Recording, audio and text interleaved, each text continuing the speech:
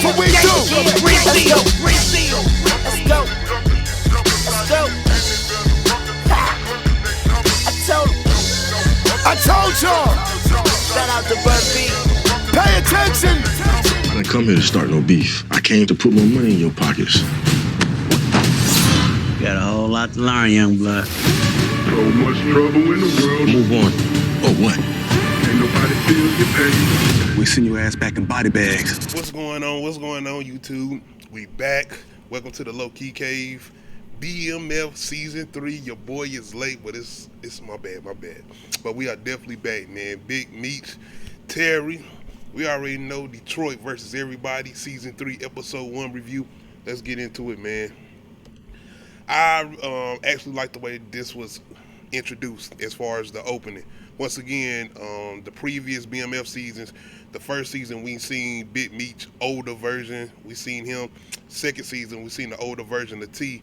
And you seen already that build-up of the separation between the two. Because going into this new season, you know, we got Meech in Atlanta and we got Terry staying in Detroit. And they basically not so much running separate businesses, but Detroit, T is definitely going to be holding his own in Detroit while Meech is doing what he's trying to do in Atlanta. But getting this introduction, because if you know the story, and you know the history behind BMF, you know the whole thing with T was the one that got caught up on the phones or whatever. Now, it was the whole persona of, the whole thing with Meech being flashy or whatever, but when it all came down to it, Meech did move a certain way and he was smart about the way he moved. So when everything came all the way down, it was T who did get caught up first. So yeah, but I like this introduction as far as showing them kind of coming across each other after being apart from each other for so long, as far as 2 years. And once again, if you know the documentary, you know the story behind them, they did separate for a minute. They had their own 2 separate crews and everything, and we did kind of get that in the opening of season 2 with T. But yeah, man, I did like this opening scene. But going into time, going back into the history, we get Meech getting set up in Atlanta, and we get introduced to him pretty much trying to spread out and see where he can get clientele up, where he can move his money. Things that he can get done as far as crews he can get established and the way he can get his product moved around the city of Atlanta. The only thing is, it's people that's already established in Atlanta. Shout out to Neo, man. I know BMF kind of got like getting this history of bad acting. My Young Miami came in the previous season or whatever. Hey, Neo has charisma. The Neo is funny too. And once again, I ain't saying Neo is like one of the most profound actors, but he doing his role, like he pulling off this role of Rodney, this like real snaky ass pimp like dude or whatever. And the wig don't hurt. It's giving definitely Tyler Perry vibes. But with his performance, it don't take nothing out of it. He is definitely the best cameo performance as far as celebrity on here. 2 Chainz. Man, shout out 2 Chainz, man. He doing what he can do as far as stacks, because he more so is being somewhat rebellious towards Meech. He started growing on too, though, as far as the way he starts to try to move and the way he see Meech is moving. But this is more so Meech trying to get himself established in Atlanta. And like I said, it's already people that is established in Atlanta that ain't liking the way Meech coming in. And one of those people is going to be somebody named Remy, who he has already had an encounter with in the previous season. One of the guys that actually killed the guy he had came out there working with as far as Young Miami's guy. I forgot his name, but your boy, T. What Meech call him, Tender Dick T. Him and goddamn Lala. I'm just calling this motherfucker Keisha, man. This is Keisha. Power, she's been playing Keisha for the past numerous shows, bro. She even went on to The Shy and played Keisha. No disrespect to Lala and her acting, man, but yo, it's like the same role, and she pulling that Keisha shit heavy in BMF. But you know, Keisha got shot, and you know the whole thing with Boom, and now T wants revenge. And not only that, it's the fact that now he's the one in Detroit, and everybody's gonna be looking at him being that, Meech is in Atlanta, so he's really seeming like he's trying to prove himself or whatever. And what this is really showing you is just how much kind of Meech was the one. Meech was the one. Like, not saying T wasn't established enough to do his thing, but you can tell that Meech was that big brother the one he needed to go to for the advice, the one that was able to establish certain moves to keep shit under control, and more so than anything, the one that knew how to deal with women, as far as Big Meech, especially with T in episode 2, man. But yeah, this is more so of Meech trying to get set up in Atlanta, and this is more so of T trying to hold it down in Detroit, as far as him being the one now, the guy. Outside of that, your guy Charles, man. Goddamn Charles. Charles, your lunch is ready. No, I'm not doing it. But your boy, he's dealing with the whole shit with pretty much Lucille saying like, I don't want to do this no more, man. I'm ready to go through with this divorce. This ain't it. And she teased that nigga though, bro. She did tease him a little bit, cause it was like she was talking to him. She gave him a hug, and Charles like, oh, I'm back in, and she let him know easy, like, yeah, I think I do want to go through with this divorce. So it's like, damn. Then she started talking about, bro, need to move out. Charles said, nah, I know you mad and everything, but I'm not going nowhere. Not only that, I can't afford to go no goddamn where. You see, we already struggling. So yeah, your boy Charles, it ain't looking too much good. It ain't looking good this season. And your boy goddamn Southwest T don't help. Goddamn T. Hey, give or take your girl Keisha. I'm once again, I'm calling her Keisha from Power. I don't care. But the cops do kind of come over and try to question her, about T and everything, and she holding it down. I mean, she pretty much saying goddamn T hitting them spots the way he supposed to be hitting them spots. So yeah. But they try to come through and question her, whatever, because your girl, Detective Veronica, got a new partner since, your boy Brian suspended after their situation with his son, which we're going to talk about. But T, man, you are a drug dealer. You move weight. Nigga, you are walking around with, I would pretty sure think $100,000 worth of chains. You ain't never see T without that BMF chain or the chain that say T. So once you get Keisha, Marquisha, whatever, I just thought about that. Her fucking name is Marquisha in this show. Keisha and never mind, y'all. But nigga, you have money. Why are you bringing her to your parents' home where the mother of your child is that's carrying your new child? The fuck is this wrong with this nigga, man? What is wrong with T? Like, this introduction, as far as them being arrested and even the history behind it, this shit makes a lot of sense as far as T being the one to get caught up first. No disrespect to Southwest T, but I'm just saying, man, the way you move, why? It was no point in doing this. You got money. Take her ass to a hotel, or the nigga, I guess, already had a spot he was planning to get in because he's telling them he gonna move. Now he's ready to move. This shit was shell. At the same time, we got to get this shit clear, because I know y'all, I hate the way he's doing LaWanda, blah, blah, blah. LaWanda left him with the kid. She left him. Nah, we're not doing it. We're not doing it. LaWanda left him, so I ain't gonna front. The way T moving is kind of goofy, and I'm not saying as far as disrespect. It's just the way, why bring her over there when you go get your own spot, blah, blah, blah. I don't got no problem with him saying, y'all, this is who I want to be with, outside of the fact that the whole thing with it messing up y'all business and the way you moving as far as what you do with drug dealing, yeah, that's a problem. But outside of the LaWanda situation and all that, nah, bro, you left. You didn't want to deal. Then you come back and this and third, thinking y'all teaching him a lesson, listening to his mama when you should have been off your own instincts as you're having your own mind as a woman as far as LaWanda. Nah. We're not going to do T like that now. But yeah, the expression on Charles' face, though, when he walked in there, I was like, man, god damn it. I'm already in the doghouse. Now, here your goofy ass go. Coming in here with this goddamn woman, and you're going to have your mama looking at me crazy. Like, yeah, now I see where he get it from. But yeah, man, your boy T is crazy how he moving. Remy, we get to reintroduce to Remy, who we did see after the previous season.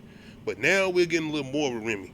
And he is not coming off like, to me, like just a full-on villain.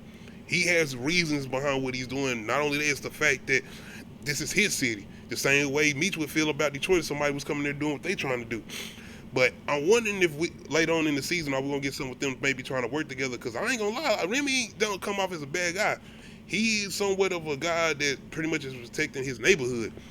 I mean, he take care of his kids. He walks kids to school. He that guy that pretty much pays rent. He's one of those old school OGs.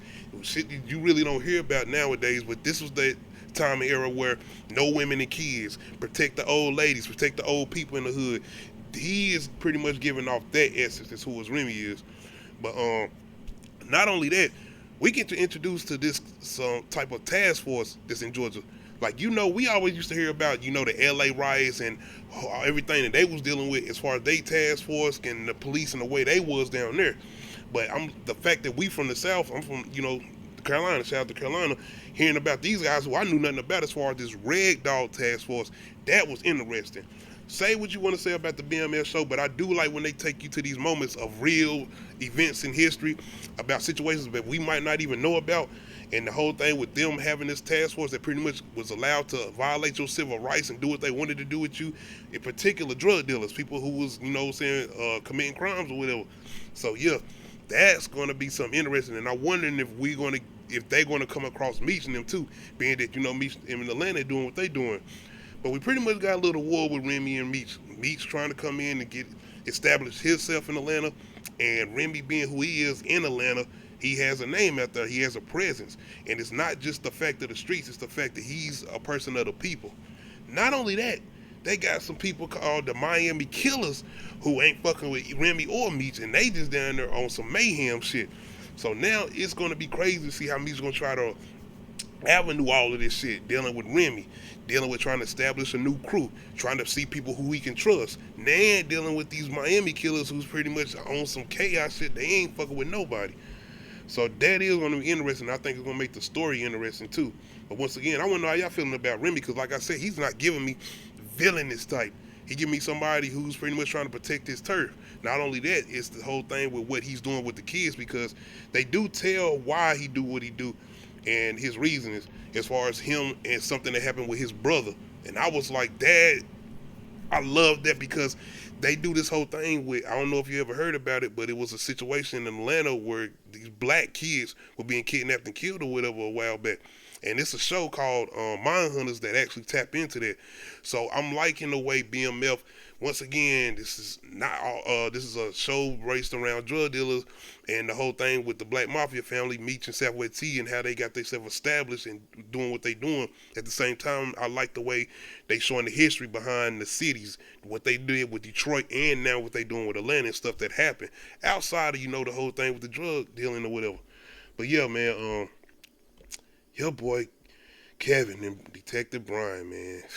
I ain't gonna front, bro. I'm feeling bad for Detective Brian. I am. And it's the fact that bro is mad at Meech now when he the one that kept the gun trying to set up your boy. I forgot his goddamn name. D-Mac. I think that's his name, D-Mac, or whoever the fuck Meech's old homeboy was. But nigga, you kept that gun. This was on you. You did that.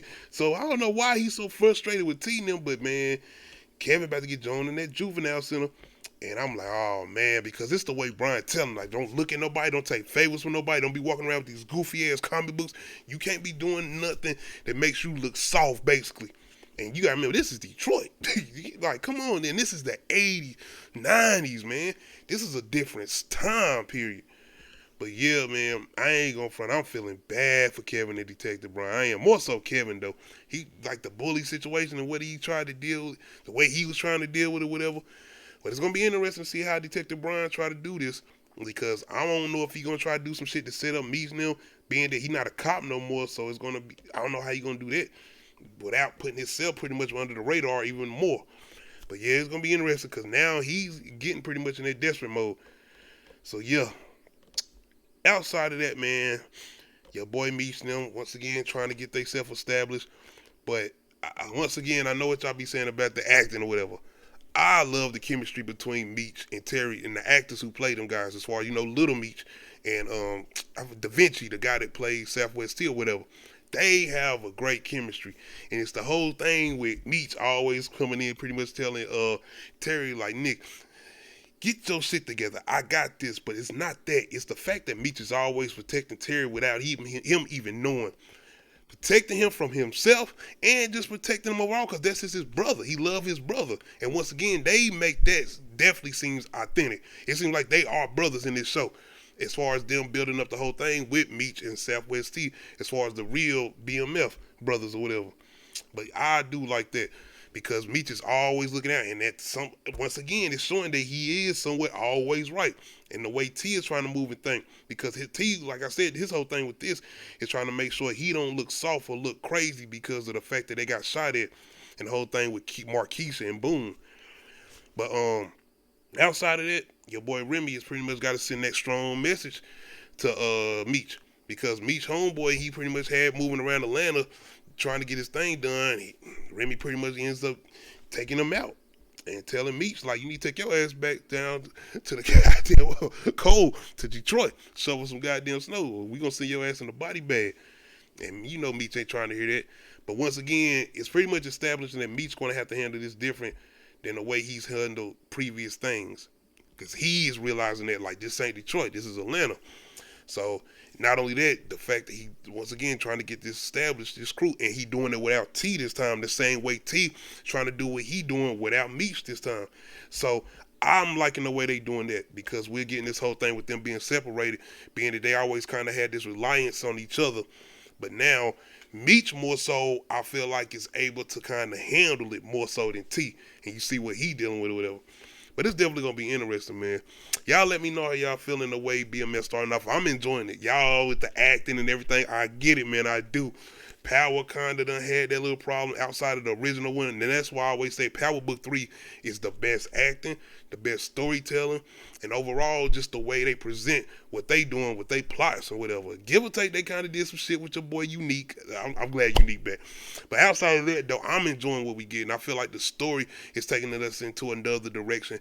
And I like the way they kind of go back into certain things and certain events that happen in real history, as far as outside of the drug dealing stuff, like I said about the Red Dog Task Force, and like I said, what they said about the Atlanta child kidnappings or whatever, and murders or whatever. So they are definitely making sure they stay grounded. At the same time, we getting our entertainment. Let us know how y'all feeling, man, as far as BMF Season 3, Episode 1, Detroit versus everybody. Make sure you hit that like button. If you're not subscribed to the channel, make sure you hit that subscribe button. Make sure you hit that notification bell, let you know when I upload new videos. Other than that, we out.